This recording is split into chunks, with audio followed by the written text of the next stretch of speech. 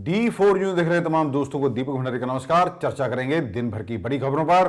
पंजाब कांग्रेस के अध्यक्ष नवजोत सिंह सिद्धू ने जिला प्रधानों के नाम तय करके हाईकमान को इस पर मुहर लगाने के लिए भेज दिए हैं, जिससे कुछ कांग्रेस नेता नाराज हो गए हैं। इसके बाद राहुल गांधी ने नवजोत सिंह सिद्धू, मुख्यमंत्री चरणजीत सिंह चन्नी, पंजाब के पूर्व अध्यक्ष सुनील जाखड़ और पंजाब कांग्रेस के इंचार्ज हरीश चौधरी को दिल्ली तलब कर लिया है। माना जा रहा है कि वहीं पर संगठन को लेकर चर्चा होगी, इसे मजबूत कैसे किया जाए और कांग्रेस को फिर से वर्ष 2022 में सत्ता कैसे दिलाई जाए, इस पर भी विस्तार से चर्चा होगी। आपको यह भी बता दें कि नवजोत सिंह सिद्धू ने कुछ दिन पहले कांग्रेस हाईकमान को एक लिस्ट भेजी थी, जिसमें हर जिला यूनिट में एक प्रधान और 2 वर्किंग प्रधान का फार्मूला निकाला गया था। पंजाब में कांग्रेस की 29 जिला कमेटियां हैं, जिसके जरिए 99 नेताओं को एडजस्ट किया जा रहा था। हालांकि कांग्रेसियों ने इसका विरोध किया कि इसमें उनकी सिफारिशों को नहीं माना गया है। वहीं अगर हम बात करें सुनील जाखड़ की, तो सुनील जाखड़ पिछले कुछ समय से कांग्रेस से नाराज चल रहे हैं और ऐसे में कांग्रेस को चिंता है पंजाब में हिंदू वोट बैंक की।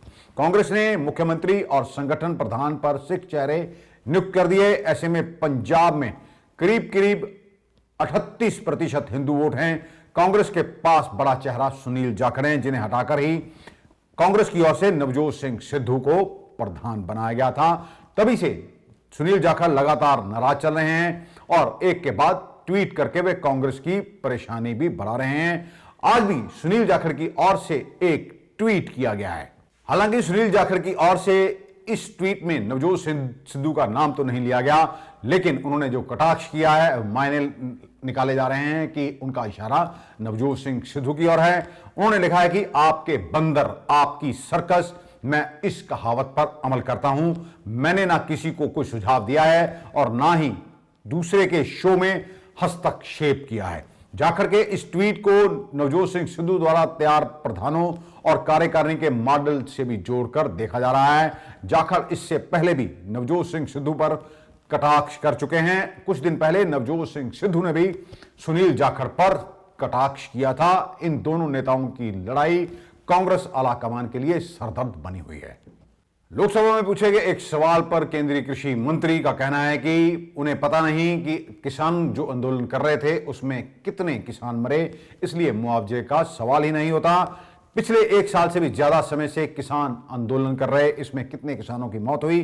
किसान संगठनों का कहना है कि सैकड़ों आंदोलनकारी किसान इस आंदोलन में शहीद हो गए, लेकिन केंद्र सरकार का कहना है कि उनके पास ऐसा कोई डाटा नहीं है जिसके आधार पर मौतों की संख्या तय की जा सके। मंगलवार यानी कि 30 नवंबर को लोकसभा में एक लिखित सवाल के जवाब में केंद्रीय कृषि मंत्री नरेंद्र सिंह तोमर ने यह कहा था कि कृषि और किसान कल्याण मंत्रालय के पास किसान आंदोलन के दौरान मरने वाले किसानों की मौत का कोई रिकॉर्ड नहीं है, इसलिए मुआवजा देने का कोई सवाल ही पैदा नहीं होता है।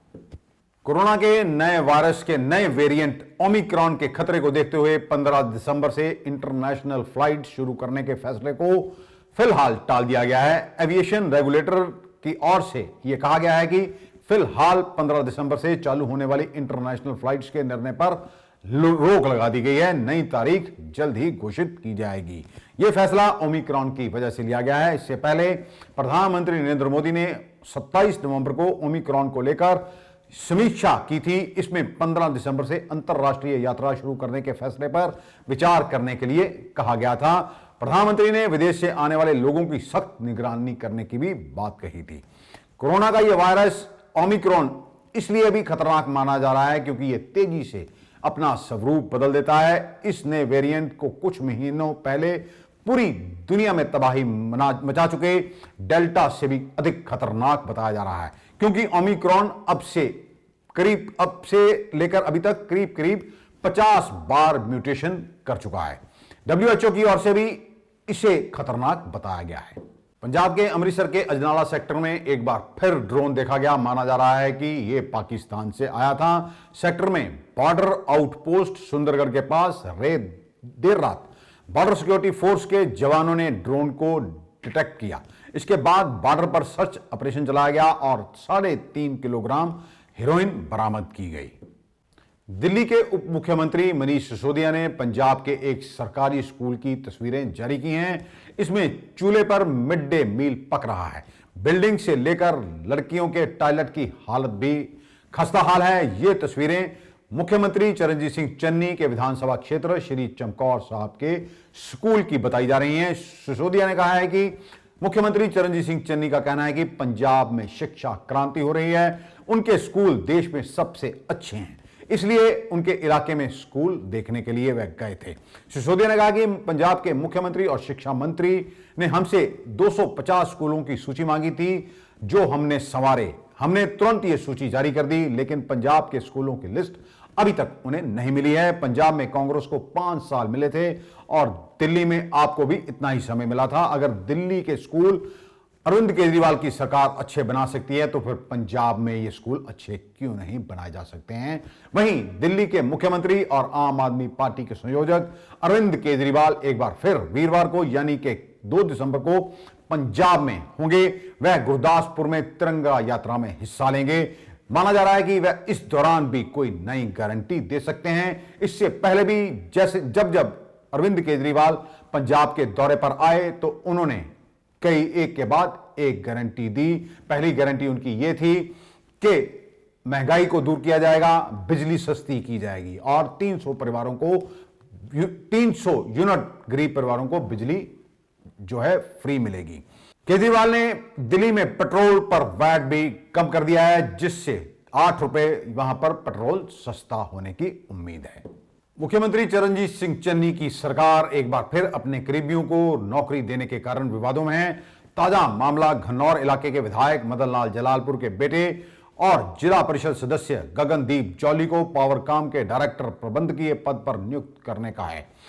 आम आदमी पार्टी के संयोजक और दिल्ली के मुख्यमंत्री अरविंद केजरीवाल ने मुख्यमंत्री चरणजीत सिंह चन्नी पर निशाना साधा और ट्वीट किया कि आज पंजाब की कांग्रेस सरकार केवल विधायकों और मंत्रियों के बच्चों को ही सरकारी नौकरियां दे रही है। हमारी सरकार बनने पर सरकारी नौकरियां जनता के बच्चों को मिलेंगी। चन्नी सरकार की ये धांधली बंद करेंगे। वहीं पंजाब के स्कूलों की खस्ता हालत पर भी केजरीवाल ने ट्वीट किया और कहा कि चन्नी साहब कहते हैं कि पंजाब के स्कूल सबसे अच्छे हैं।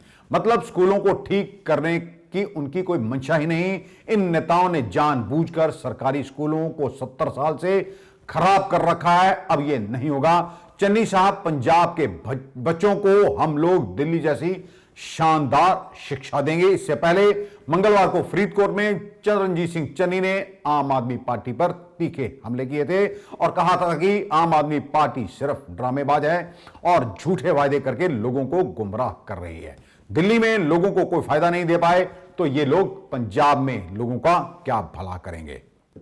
राज्यसभा के निलंबित 12 विपक्षी सदस्य सांसद संसद परिसर में धरने पर बैठ गए और सरकार के खिलाफ नारेबाजी की, जबकि कांग्रेस के नेता राहुल गांधी और मल्लिकार्जुन खड़गे समेत अन्य विपक्षी नेताओं ने सांसदों को निलंबन को लेकर संसद में गांधी की प्रतिमा के सामने विरोध प्रदर्शन किया। आपको बता दें कि शीतकालीन सत्र के पहले दिन ही 12 विपक्षी सांसदों को सदन से निलंबित कर दिया गया था। इसके बाद से विपक्ष लगातार लोकसभा और राज्यसभा में हंगामा कर रहा है। विपक्ष नेता और राज्यसभा सांसद मल्लिकार्जुन खड़गे ने कहा कि हम राज्यसभा के 12 विपक्षी सदस्यों का निलंबन रद्द करने की मांग कर रहे हैं। हम एक बैठक करेंगे और भविष्य की कार्रवाई तय करेंगे। निलंबन के विरोध में विपक्षी सांसदों के बीच कांग्रेस के सांसद राहुल गांधी भी पहुंचे। लोकतंत्र विरोधी मोदी सरकार हाय हाय हाय हाय हाय हाय। लोकतंत्र विरोधी मोदी सरकार हाय हाय हाय हाय हाय हाय। राज्यसभा संसद को निलंबन वापस लो वापस लो वापस लो। पंजाब की पूर्व कैबिनेट मंत्री प्रोफेसर लक्ष्मीकांता चावला ने पंजाब की बिगड़ रही कानून व्यवस्था पर सवाल उठाए और कहा कि 2 दिन पहले अमृतसर के गेट हकीमा में एक मकान में आधी रात तक जन्मदिन मनाने के नाम पर लगभग 100 लोग इकट्ठा हुए। उनके पास हथियार थे। इस जन्मदिन में लगभग 100 से अधिक फायर किए गए, जिसमें होशियारपुर से आए एक युवक की मौत हो गई। यह मामला बहुत ही गंभीर है, जहां लगभग 3 दर्जन लोग हथियार बंद होकर घूमते रहे। शराब का दौर चलता रहा। उस कमिश्नरेट की पुलिस गुप्तचर एजेंसियां क्या करती रही? केवल 1-2 हथियार पकड़कर अपनी पीठ थपथपाने वाले अधिकारी किस राजनेता के इशारे पर खामोश रहे, या जिन्होंने देखकर भी इस घटना को अनदेखा कर दिया। उन्होंने कहा कि लगातार पंजाब में इस तरह की घटनाएं बढ़ती जा रही हैं। पश्चिम बंगाल की मुख्यमंत्री और तृणमूल कांग्रेस की प्रमुख ममता बनर्जी ने कांग्रेस और उसके युवराज राहुल गांधी पर तंज कसा और उसके अस्तित्व पर ही सवाल खड़े कर दिए और यह भी कहा कि कांग्रेस के नेतृत्व में अब यूपीए का कोई गठबंधन नहीं रहा, यह खत्म हो चुका है। इससे पहले तृणमूल कांग्रेस की प्रमुख ने राहुल गांधी पर सिविल सोसाइटी के सदस्यों से मुलाकात के दौरान भी निशाना साधा था। उन्होंने राहुल का नाम लिए बिना कहा कि अगर कोई कुछ करता नहीं, विदेश में रहता है, तो कैसे चलेगा, इसलिए हमें कई दूसरे राज्यों में जाना पड़ रहा है। शरद पवार और ममता के बीच करीब करीब 1 घंटे तक बातचीत हुई।